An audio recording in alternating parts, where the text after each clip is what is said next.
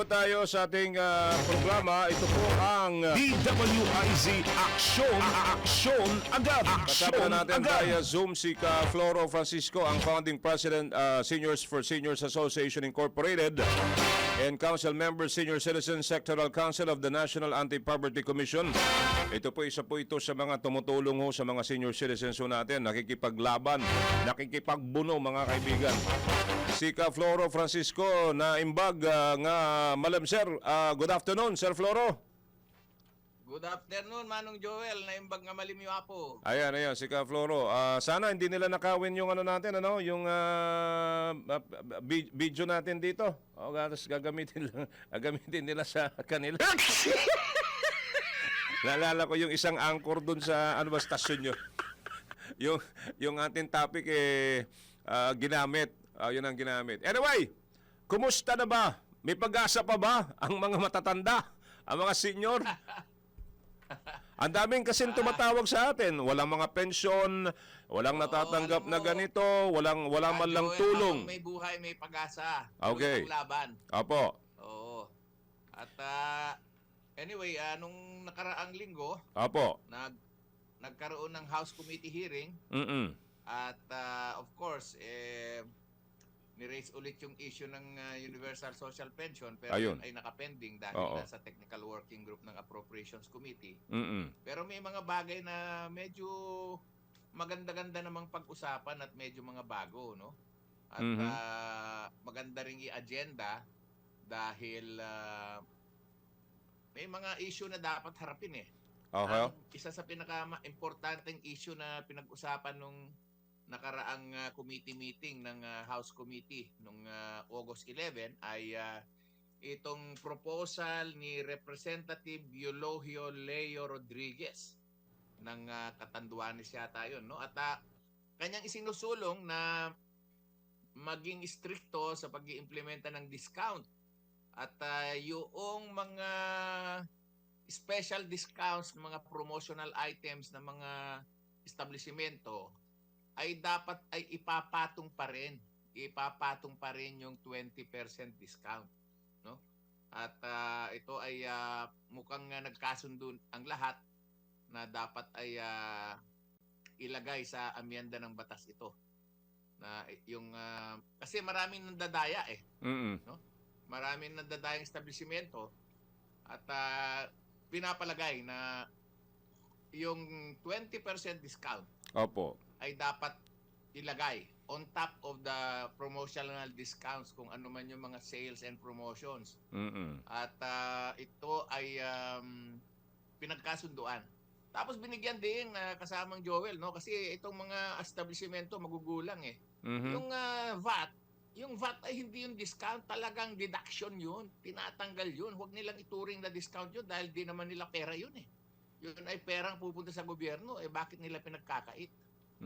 So, yun yung number one. At saka yung isang importante doon, yung pagsasaayos ng batas ng anti-fraud. Lalong-lalo na para sa mga senior citizens na nabibiktima ng mga cyber crime at saka mga cyber fraud. So, yun ay pinag-usapan. At saka yung isang panukala na bago, yung House Bill ni Mila Magsaysay, no? Yung senior citizens parang parang yung SK Sangguniang Nakatatanda. Okay.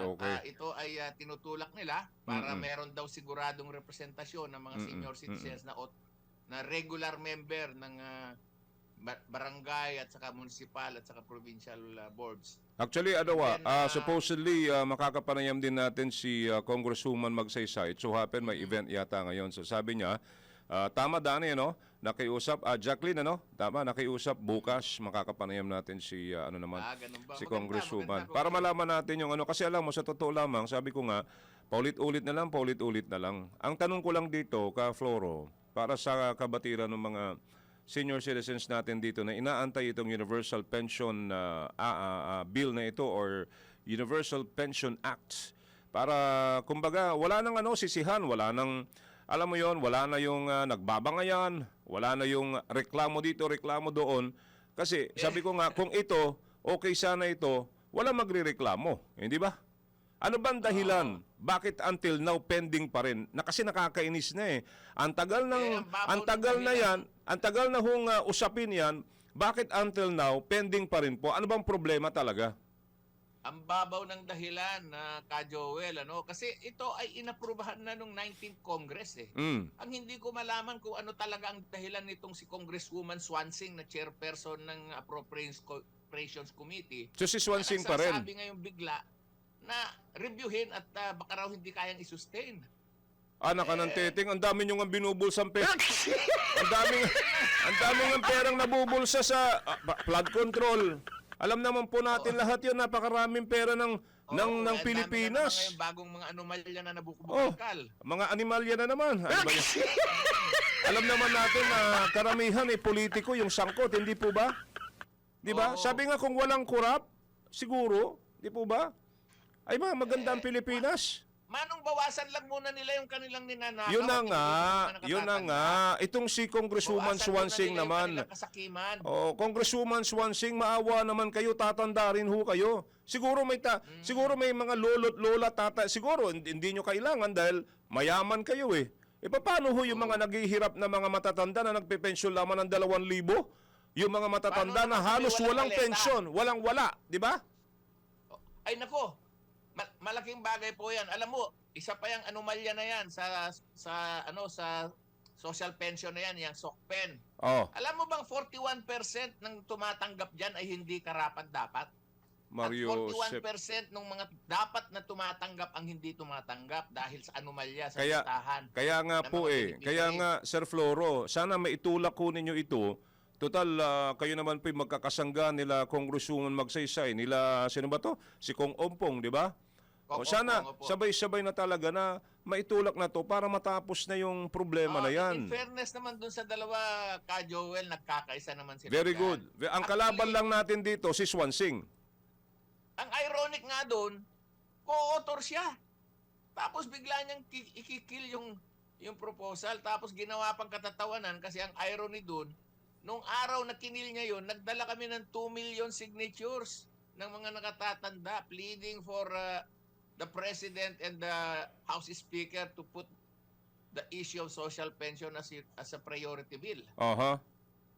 Nakailang ledak na matapos ang natapos na ang SONA, nakailang meeting na sila sa ledak. Wala naman, hindi naman naisama. Malaking problema rin siguro itong ating presidente. Baka wala rin talaga sa kanyang radar ang issue na to. So, okay, number one natin is binabantayan pa rin is universal pension, no? Ano pa bang pangalawa na makakatulong Meanwhile, habang hindi pa nagagawa yung universal social pension, ayusin yung listahan. Dapat i-purge. Marami dyan tumatanggap dati nang may SSS, GSIS daw yung iba ayaw naman nilang, hinahamon ko nga ang sabi ko sa DSWD, ipaskil nyo sa dingding dahil makikita namin pangalan, alam namin ng kapitbahay namin, alam namin ng kapwa namin senior kung karapat dapat o hindi. Hanggang ngayon walang magpapaskil. Ito namang mga leader na mga senior citizens sa mga local level, ayaw naman nilang suwagin yung yung OSCA at saka yung mga mayor na yung listahan ay ipaskil sa dingding para makita kung sino talaga ang karapat dapat at hindi. Oo nga po yung namamatay na yung mga ibang nakatatanda, talagang tunay na nangangailangan pero nakamatayan na lang nila ang pag-asa na sila'y mapasama sa lista samantalang merong bago lang nag-senior na nakakatanggap daw, yan ang chismis. Ay nako, Mario Joseph talagang hanggang ngayon problema talaga pa rin ang kapakanan ng mga senior citizens. Parang hindi sila tatanda, no? Siguro sa kanila, sabi ko nga po, pagtanda nila kasi marami silang, alam niyo po yun, may pinagkakakitaan may maleta na sila may mga maleta na nga po. Opo. At talaga yung maleta na yan, Oo. Samantalang yung mga senior citizens, kawawa ho. Okay, sige. So for now, ano po yung mga programa ng grupo ho natin, Sir Floro, para sa mga senior citizens po natin? Marami po kasi tayong tinutulak kasi hindi lang naman yung tungkol sa pension. Ang isang tinutulak natin dyan yung long-term care at saka yung geriatric medicine. Yes, yes. Number Kasi 1 yan. Kailangan magkaroon ng mga regional hospitals na ibang handling sa mga nakatatanda. Yung long-term care at saka senior care ay iba. Mm-mm. So kailangan natin ng mga geriatric hospitals o mga geriatric wards sa lahat ng mga government hospitals para i-handle ito at magkaroon ng human resource development kasi kokonti ang doktor na nagdalubhasa sa pangangalaga sa geriatric medicine. Pati yung mga nurses, yung mga allied medical professionals, kailangan din sila mag-specialize diyan. Opo. So dapat ay punduhan 'yan, magbigay ng mga scholarship grants, pag-aralin yung mga interesado mag-aral tungkol diyan at saka yung mga government hospitals o pati private hospitals ay bigyan ng mandato na dapat ay magkaroon sila ng geriatric ward. Eh, ang problema nga ho natin, yung iba nga ho, nasa abroad na. At yung iba, mag-abroad pa dahil nga po, wala naman sila napapala. Kaya nga sabi nga ho natin, kung may iaayos lang po sana ang lahat ng sistema sa ating pamahalaan at yung bawat sektor ng lipunan, tulad nung sinasabi ho ninyo, magtatayo tayo ng mga ospital sa probinsya. Ang problema doon, nagtayo ka, pero kulang ang doktor, kulang ang mga nurses, kulang ho yung mga facilities, hindi po ba? Because nga, hindi priority.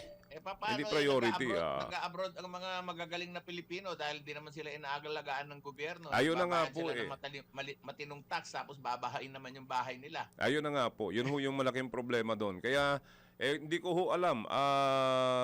Tayo naman po ay kasama. Ako po, alam nyo ho yan. Kakampi nyo ho ako at kasama nyo ako sa pagsusulong ho para sa kapakanan ho ng mga senior citizens ever since po yan. Nasa kabilang pa tayo, doon pa, ilang taon na nakalipas. Kaya nga, tinawagan ko ulit kayo para na marinig tayo ng mga senior citizens natin. Ano ba ang latest? So, ang latest po yung tinutulak, Universal Social Pension. Pangalawa, yung sinasabi nyo, yung geriatric, what do you call this? Long-term care at saka geriatric health. Okay. At least, sana, the next na magkausap tayo, may update tayo regarding that. Meron pang meron pa silang utang kasama Joel. Ano pa yun? Matagal na yung batas na bawat munisipyo ay magkaroon ng senior citizen center. Okay. Ang compliance diyan napakababa. At magtataka ka, bakit may mga ibang munisipyo dala-dalawa building pero yung mga iba wala? Mga alaga ng politika yung iba, meron. Sige nga, pakibigyan mo nga ako ng niyan at sasabunin natin sa mga susunod na natin. Araw. Di ba? Yung daycare center na yan, matagal na yan, batas na yan. Maawa na ho kayo sa at mga... may mga budget allocation yan, Ka Joel. May mga budget allocation yan. Saan na pupunta yung budget? Dapat sa LGU at saka sa DPWH,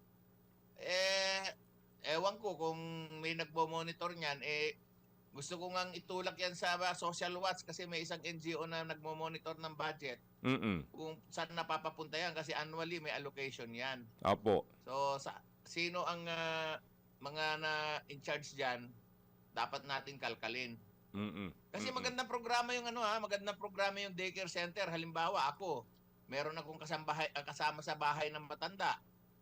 Papasok ako sa trabaho, wala akong mapag-iiwanan sa kanila, dadalhin ko siya sa daycare center. Ayun. Parang katulad dun sa mga bata. Ayun. Meron palang naka-allocate na budget dyan. Anong ginagawa ng LGU?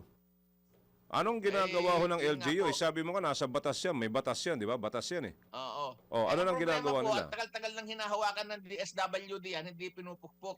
At least, ngayon, itong National Commission of Senior Citizens, nung medyo maayos-ayos yung kanilang budget, na budgetan na sila, meron na sila ngayong compliance monitoring at makukuha natin ng datos dyan kung sino-sino mga LGU na hindi nagtumutupad niyan. Makukuha sa yan. Magandang interviewin mo rin yung National Commission of Senior Citizens. Yung DSWD, kasi 1992 pa ang batas, palpak yung DSWD na yan, walang nagawa. Si Attorney Mercedes Gutierrez.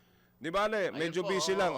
Anyway, Floro, maraming salamat sa oras mo today. Very short pero at least alam natin kung saan patungo at kung ano po ang mga ginagawa ho ninyo para makatulong po sa mga senior citizens po natin. I'm giving you now the time para mensahe po sa mga senior citizens na nakatutok po ngayon. Magandang hapon mga ka-seniors. Alam mo, ang kailangan talaga natin ay magkaisa. Mag-unite tayo hanggang sa local, provincial at saka national level. Yung pong mga existing na mga federation at confederation dyan, magkasundo na po kayo. Mag-usap-usap po kayo at pwede po akong sumama sa inyo makipagkasundo. Kasi kung hindi tayo magkakaisa, yung boses natin ay hindi naririnig. At yung mga leader na mga senior citizens sa mga barabarangay at saka sa mga munisipyo, ang loyalty po natin dapat sa senior citizen, hindi kay mayor at saka kay kapitan. Kung ang leader po ninyo ay utu-uto ni mayor at saka ni kapitan, palitan po ninyo kasi hindi po nakukuha yung mga hinaing natin, hindi na-address, yung mga issue natin ay hindi naayos. Marami po tayong problema, hindi lamang po sa usapin ng ayuda at saka ng pensyon. Yung ating kalusugan, kailangan po. Yung ating healthcare, long-term care, kailangan po yan. At pati na rin po yung employment kasi marami sa atin ay may mga kakayahan, may mga espesyalista sa atin sa maraming bagay. Mm-mm. Dapat po ay ihanap sila ng hanap buhay kasi pwede pa naman po tayo makatulong sa pagpapaunlad ng ating bansa, sa pagpapaunlad ng ating bayan. Marami pong mga senior citizen nagretirong mga matataas ang katungkulan sa gobyerno at saka sa pribado. Mm-mm. Pero wala po ay yung mekanismo kung paano tayo makakatulong. 1992 pa po yung batas pero wala pong mekanismo na naisagawa ang DSWD. Tapos ngayon ayaw pa nilang bitawan yung responsibilidad sa National Commission of Senior Citizen. Mag-ayos po tayo. Hindi po kaya ng DSWD ang issue ng senior dahil hindi lamang po social welfare ang issue ng senior. Marami po tayong issue. Health, environment, employment. Hindi po alam ng DSWD yan. Ibigay natin sa isang specialized agency na ang tutok niya ay sa senior citizen lamang. Ang DSWD, ang dami niyang hinaharap. Lahat ng sektor hinaharap niya. Meron na tayong ahensya para sa senior citizen. Ilagay na natin doon lahat ng specialty, pati budget, para hindi magulo.